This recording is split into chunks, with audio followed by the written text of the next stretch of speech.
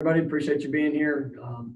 You're definitely good to be back, even though all you are still on Zoom. I'm actually good to be here in person, so it's good to get back out on the field. Obviously Tuesday practice, introduction to Jacksonville State. Also continued emphasis on developing and continue to build upon our fundamentals and just the discipline and the details of what it takes to put ourselves in the best position to be successful and continue to work away at that. I thought you got some solid work. It's good you guys got a little weather that came through, so it's good to get to practice in the elements and to prepare for if that moment shows up. We've had a couple of lightning delays already this year, so now we're just waiting for a little rainstorm coming. So we got that work done today. I thought the guys, there's a definite push to improve, and we're going to continue to work on that. Guys are competing. Guys are they understand that what's at stake within an opportunity, and continue to focus just to get better every day.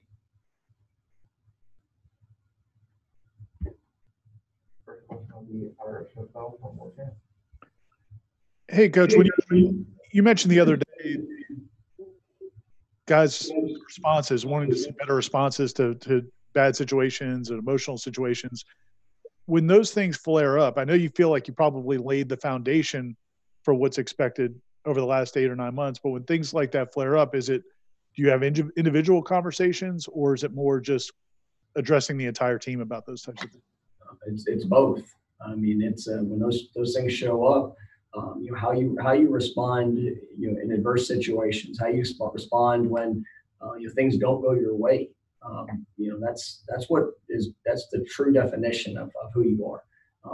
Everybody can run out of the tunnel and wave the towel when things are going easy for you or you're having great success. It's whenever things get challenging, whenever you get in a difficult situation, your response emotionally, your response physically, that's what has an opportunity to define who you are, but also has a chance to separate you from everyone else. That's where we have to continue to grow up as a football team, and that's something that you look back at the course of the last 2 games, and in both games, different situations.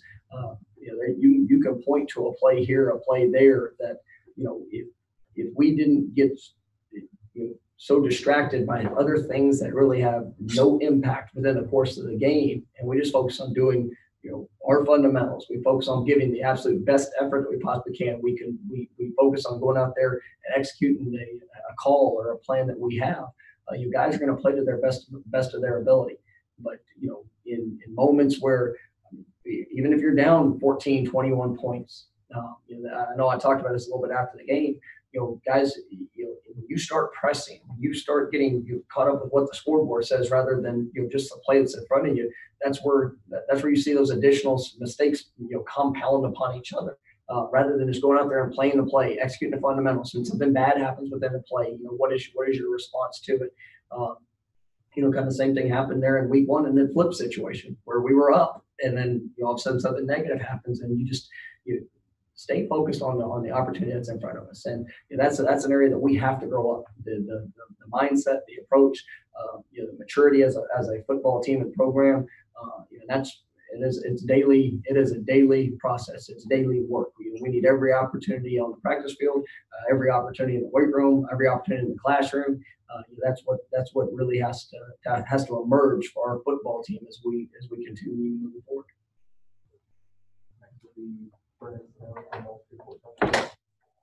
Hey, Mike, kind of following up on that when you're looking for that growth, can you see that at times during the course of a week, or does it really have to be in game to really test and see that guys are growing and learning? You get an opportunity to see it every day. I mean, that's as a coaching staff, our job is to help prepare guys for what game day will be.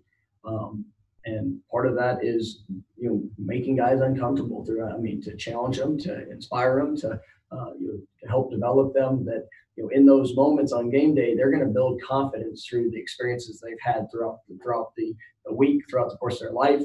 that response. We've had guys that have had some challenging personal situations show up in their lives, and how they respond to that is going to help prepare them for what they're going to be able to do on the field.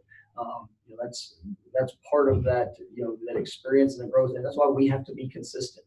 We have to be consistent to the standard. We have to continue to teach, continue to educate guys on the why we do everything that we do. And if we'll do that, and that will show up consistently throughout the course of the week and in these guys' lives in all aspects, coaches, players, then on game day, we have a much better opportunity to achieve success when the situation presents itself. Yeah, I was curious. Now that Tate's been in a game and you've been out there actually at practice to watch him, did that do anything for him? Do you see any difference at all this week compared to maybe a week ago? I mean, I thought today he came, and I mentioned, I thought he went out and did a good job of working, but that standard doesn't change. I mean, he got experience, but I expect him to give everything that he has, whether he's wherever he is, whether he's never played a snap, whether he's just got his first collegiate experience, and there is a sense of urgency, but there needs to be a sense of urgency in every player, and that's something that I like. I like the way that Tate has been working. I liked the last couple of weeks. I thought that today he went out. He's still there's times he makes freshman mistakes that he's got to grow and learn and develop from. But his approach to things is something that I've been really proud of. And even when he makes a mistake, the response and taking the coaching and going to the next play, that's something that he is showing a little bit of that maturity. And it showed up in the course of the game. He threw a pick in his first drive, and it's not how any player wants to, or any quarterback wants to start their first collegiate series. But he came back and responded. He had a couple, was able to drive us down, and obviously didn't finish where we wanted, but he showed a response, and that's something I was proud of. Coach, first, how are you feeling? How was it, being able to see your family and be a normal human being again? It must have been pretty nice. And then second, this is probably a dumb question, but on the depth chart this week, there was a tailback position, I believe, just TB. Could you kind of explain why that's separate from running back? Well, we utilized multiple. First of all, I'm feeling fine, and it was definitely great. I think the happiest person was my wife and daughter to actually be able to hug them and be around them, and so that was great to be able to do that. And coming in the building this morning, obviously, definitely enjoy to be back. And looking at the depth chart, and just so you guys. I know that there's a lot put to depth charts. This sheet of paper right here, I mean, I can do that on Sunday night or Monday morning, and come Friday night, Saturday morning, that's whenever it'll be established. And so, if you want to, however much you want to read into that, great. But that's it. Every week's a competition. Every week is continuing to for guys to grow, and I think with the work of what Lawrence has done, Jay Sean, LaDamian from week one, Deontay Sheffield. I mean, those guys are continuing to emerge, but we might come out and we might be in 4 wides. We might come out, we might be in 12 personnel. I mean, who knows how that's going to be according to the game plan and who performs best and puts us in the best position to win come game day.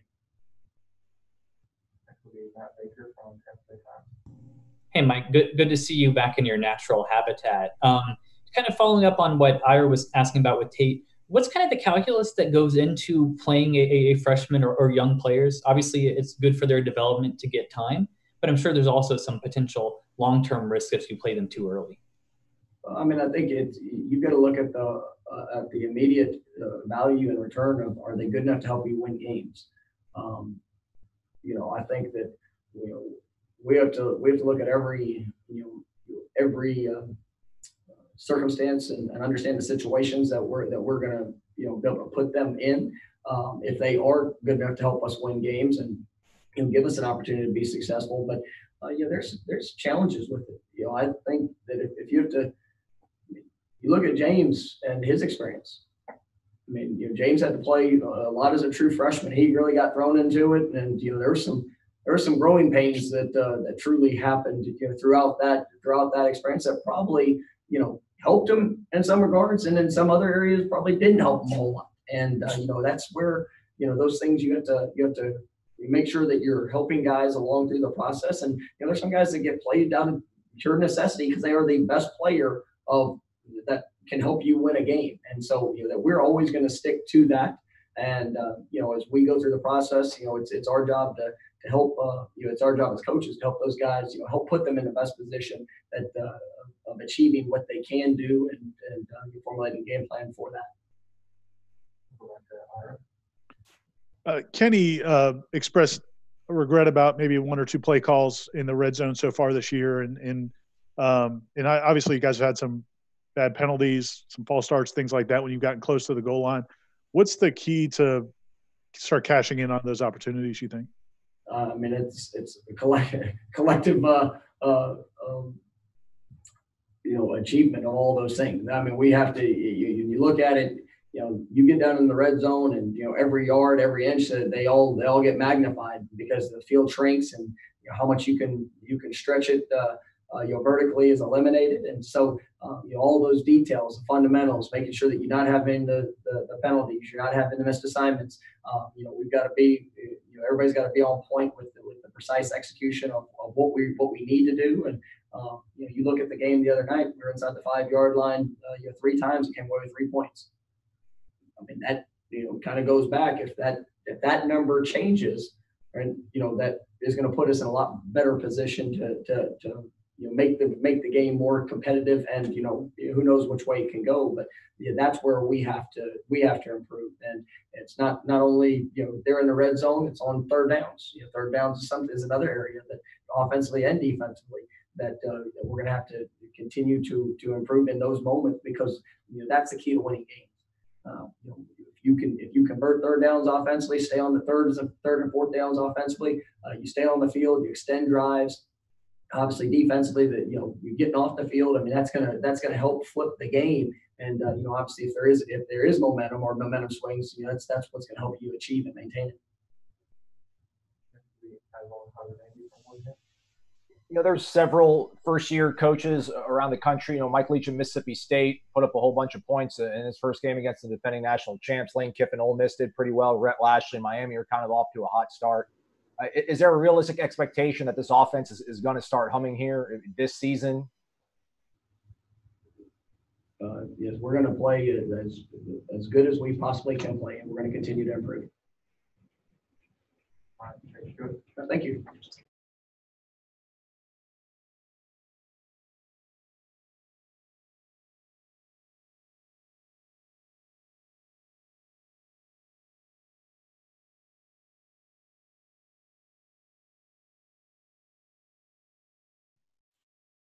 All right, our first player today will be Tate Rodemaker, and he'll be in just a minute. So if you want to go ahead and queue up some questions, we'll get rolling.